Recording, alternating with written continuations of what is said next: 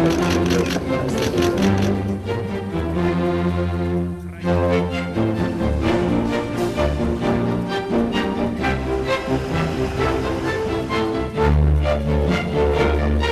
nuclear weapon.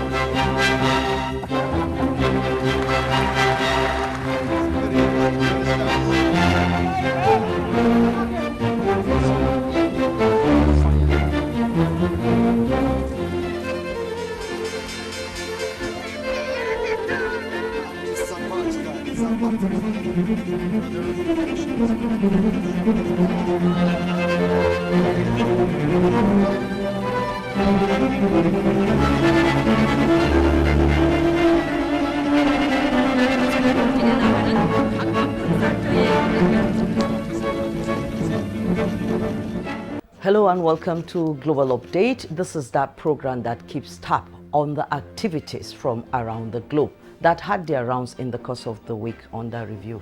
And for this week, it was quite impactful with activities that are of significant concern world over. But first, before we have a glimpse of what is happening in that aspect as a concern, we'll take a look into some other events that had their grip on the foreign scene, as much as highlights that made the rounds in the week. This and more will form part of the program for Global Update. I am Patricia Semiluba. Once again, welcome. So join me as we navigate around the globe in the next half an hour. For a start, we'll have some reports on the ongoing United Nations COP28 climate conference holding in Dubai, where Nigeria's President Bola Ahmed Tinubu joined other world leaders to chart a way forward on environmental matters. Reports said President Bola Tinubu has already met with the British monarch, King Charles, being among the first world leaders to have discussion on energy and the Israel-Hamas crisis. President Tinubu is set to use the forum to remind developed countries of their public pledge to provide $100 billion annually for support to localize initiatives in addressing climate change-related matters. Furthermore, President Bola Tinubu has renewed the commitment of Nigeria to critical steps towards the reduction of methane emission globally. President Tinubu was one of the world leaders who spoke at a session on methane emission reduction efforts on Day 2 of the World Climate Action Summit. He acknowledged the damage done to the earth by methane emissions and commended the measures being taken collectively towards climate action, informing the gathering that Nigeria is consolidating on domestic gas usage and export as part of the commitment to energy mix and reduction of carbon emissions. We are committed to energy mix. We are providing cooking gas for a large population. We will continue to do that. We've signed off on reduction of methane. We will leverage on new technology, and we hope the two giant nations and the Emirates will be able to help us through. And the largest economies that have benefited immensely should do more real fast, because their health need healing and is crying for attention more quickly. Still at the United Nations COP28 climate conference in Dubai, President Bola Tinubu and German Chancellor Olaf Scholz presided over the signing of a Presidential Power Initiative PPI agreement between Nigeria and Germany to add 12,000 megawatts of electricity to the national grid. The managing director of Nigeria's power company, Kenny Anue, and the managing director, Africa Siemens AG, Najaha Akanso, signed the agreement. Kenny Anue dwelled on the commitment of President Tinubu to the development of power infrastructure, that infrastructure development is critical to the ongoing reforms in Nigeria. In another development, Nigeria wants countries to honor their commitment on adaptation and operationalization of the loss and damage funds of developing countries to enable them build resilience.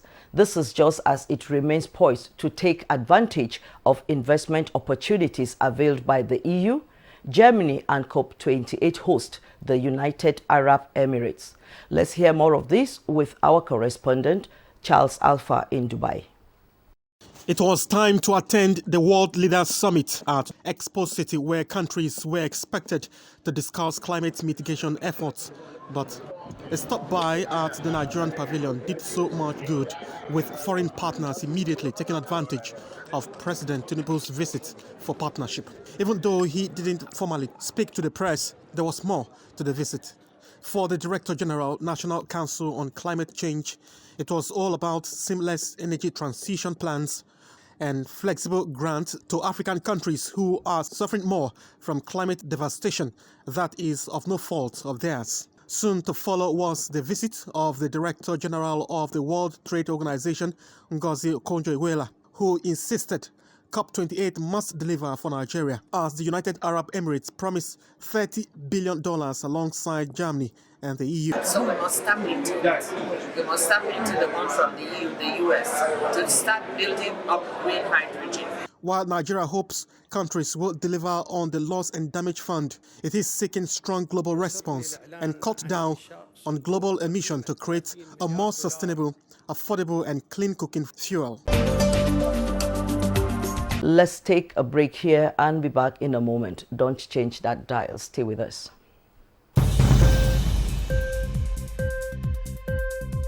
NTA News 24 has the sole mandate of bringing news to you anywhere and everywhere. We set standards based on current broadcast realities while consolidating on a wider reach to a variety of audiences. We go beyond the screaming headlines to verify, interrogate, and accommodate all shades of opinion without prejudice to national interest. Our well-researched, packaged, and live programs keep you abreast of events, personalities, and current affairs. Glad to know you are still with us. If you are just joining us, the program is Global Update, a weekly production to keep you abreast of the happenings from around the globe.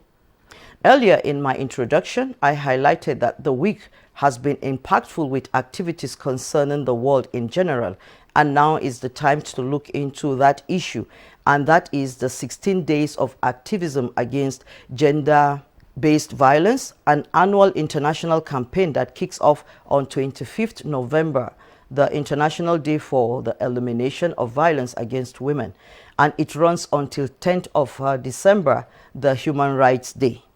The campaign started by activities at the inauguration of the Women's Global Leadership Institute in 1991. It is used as an organizing strategy by individuals and organizations around the world to call for the prevention and elimination of violence against women and girls. In support of this civil society initiative, the United Nations Secretary General launched the campaign in 2008, Unite by 2030 to End Violence Against Women, which runs parallel to the 16 days of activism.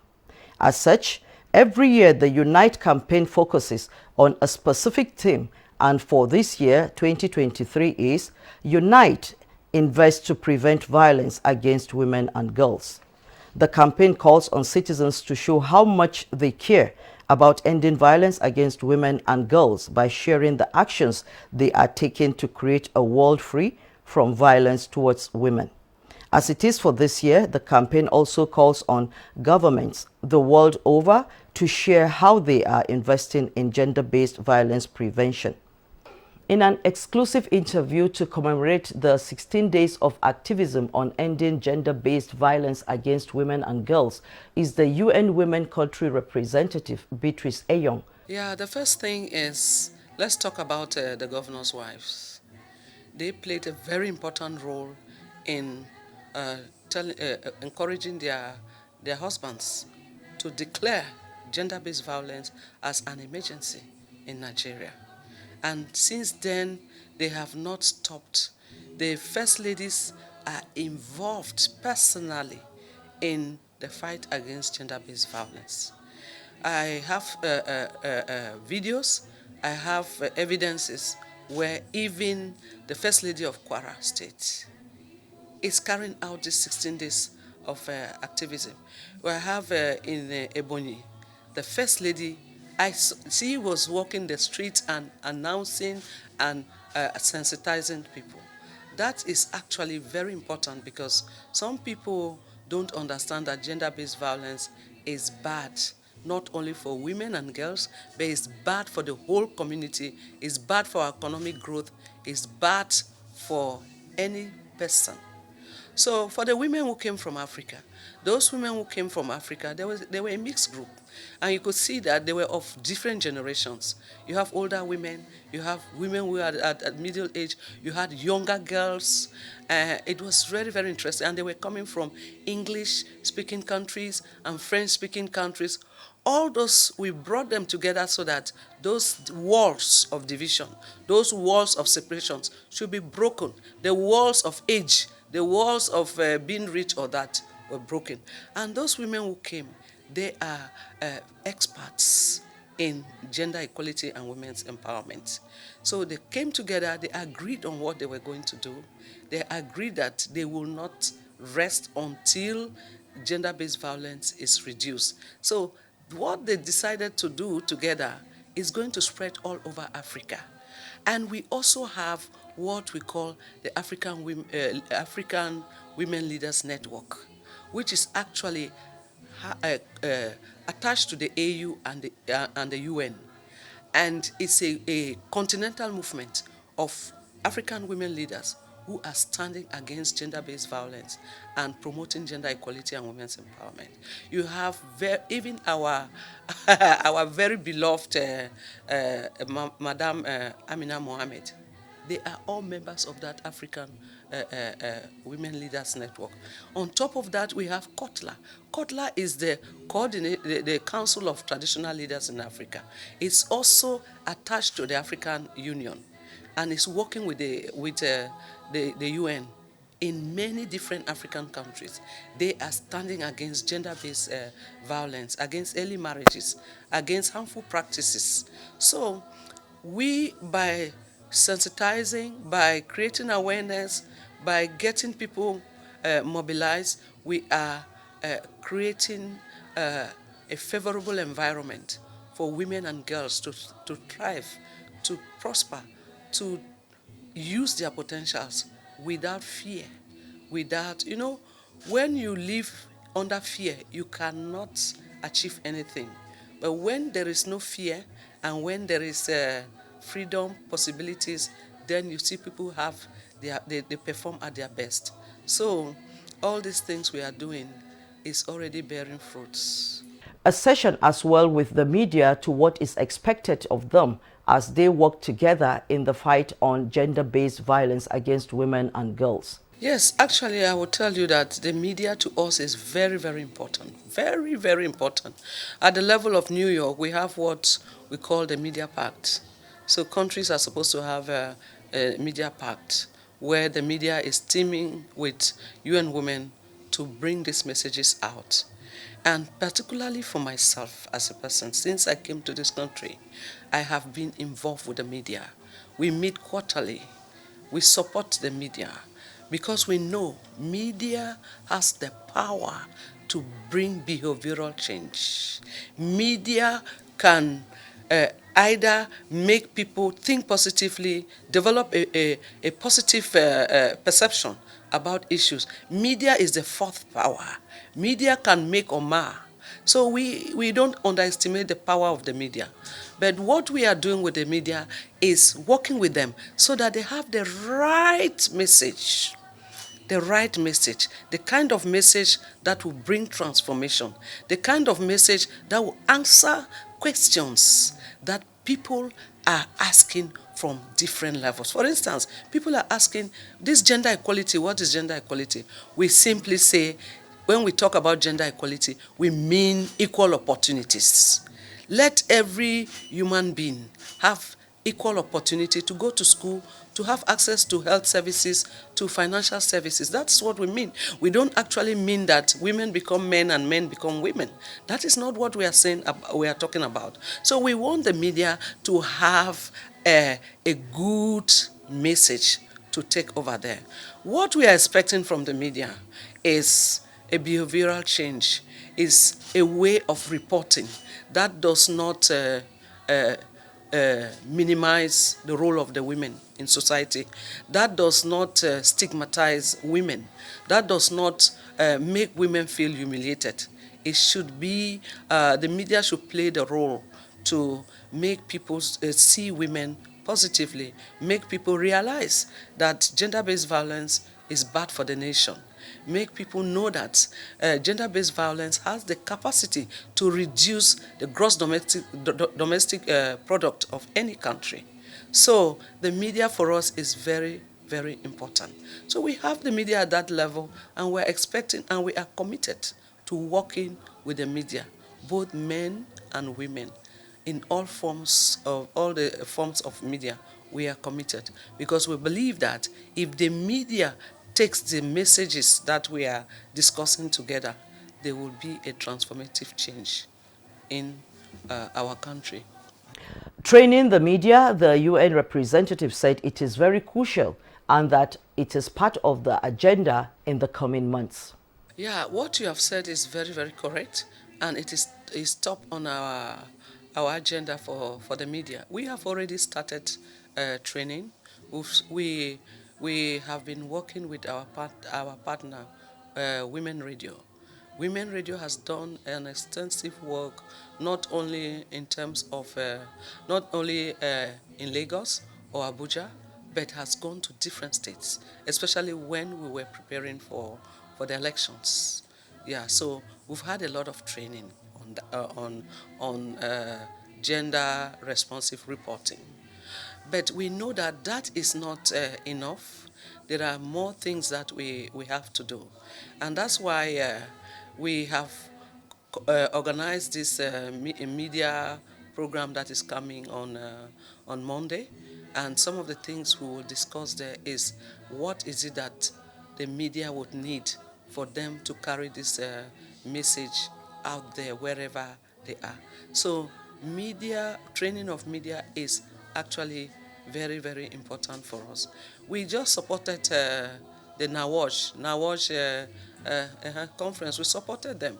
And those are all instances where the media practitioners are learning one thing or the other.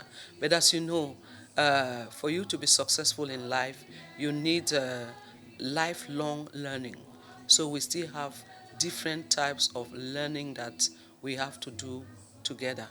And as you rightly said, there's also need for exchange visits.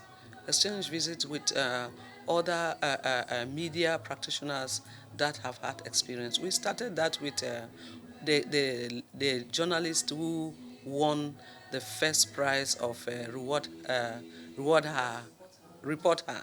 So we arranged for that journalist to go to BBC, to be in BBC for about a period to see what they do, to open up our horizon. So we have different things that we are doing with we want to do with the media. We are also looking at working with the media to capture, to monitor how the media is reporting on women. How are they reporting on women? Are they really reporting on women? The kind of reportage that we are having, are those reportages bringing gender equality, or instead they are derogatory to women? So this is the work that we are doing.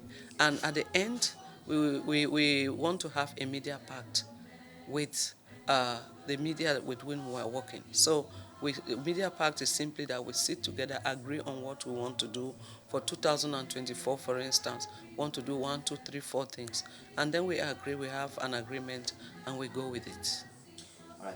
Orange Lightning of the UN House is part of the 16 days activities lined up, and that is symbolic, as she explained. Yeah, actually, you see the orange color. They chose the orange color because the orange color, it brings out positive energy. It brings out positive energy to what we are about to do. And the orange color is a happy color. The orange color is like saying it's an ideal situation. This is where we want to live. We want to live in a society free of violence. So the lighting of official buildings is one of the ways we use to bring attention to the public on issues of gender-based violence. So we came to light. It is not just lighting, it's not just as easy as we saw it, but it is one of our strategy to attract attention and explain to people. You realize that before we lit the UN building, we talked a little bit about the issues of gender-based violence, how we are handling these issues, and why we want to do the Orange the World, and why we want to light the UN House. So it is a thought-provoking activity. We want people to ask themselves, what does orange mean? What does Oranging the World mean? What is the lightning of the UN House going to bring? The lightning of the UN House, what it's going to bring is questions in the people's mind, and also those questions are responded by our awareness. At the programs like this one we are having, we are answering those questions that we need a positive energy to fight against gender-based violence. Gender-based violence is not good for us. Gender-based violence is not good for anybody. And that's why it is the Secretary General's campaign. Other support groups and personalities made their voices heard as well. In those days, if you don't have a son, you don't have children. But my father made us understand that his daughters were as good as any sons. So I grew up. So now coming to gender violence. So I grew up, I'm a civil engineer, so I always felt that you can be anything you want to be. And I'm hoping that that can translate into the political space. But more importantly, let's come to gender-based violence.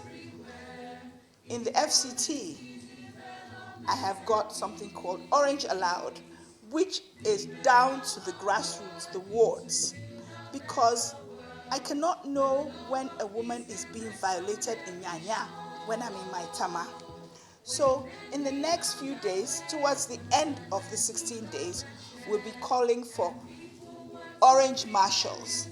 Everybody will go online and sign, and you will then be the monitoring body in your respective communities and wards. I'm happy to see members of the security agencies here. We have been interfacing with them so that we can have more women, especially in the places where you have to report. It's much easier, as you know, for a woman to report violence if she's talking to another woman than a man. The truth is that we can only make that impact when we are united, not when we are working in silos. And that's the reason every time there's any event, I tell every CSO, MDAs, anything, let us all get together and say it in one loud voice. My portion dey double lucky work when I get into CBC trouble.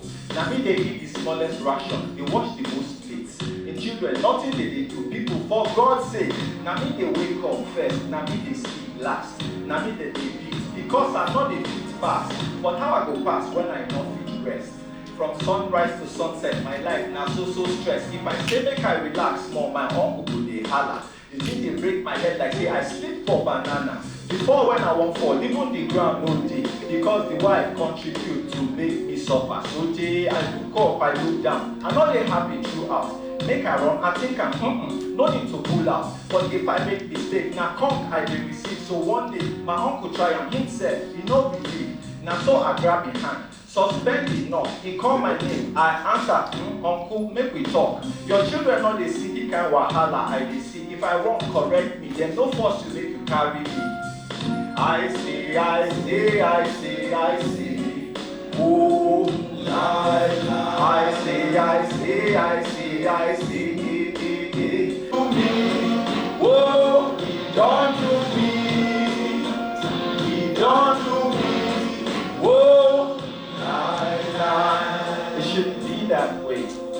It shouldn't be that way. Should I end it? Oh, he done to me. He done to me. Whoa,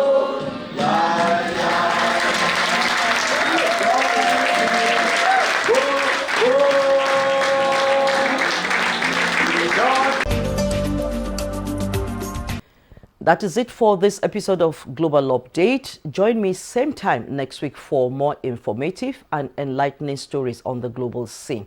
And to the words of encouragement for this week. Being optimistic paves the way for faith that leads to achievements. Nothing can be done without hope and confidence. I remain Patricia Esamiluba. See you next week.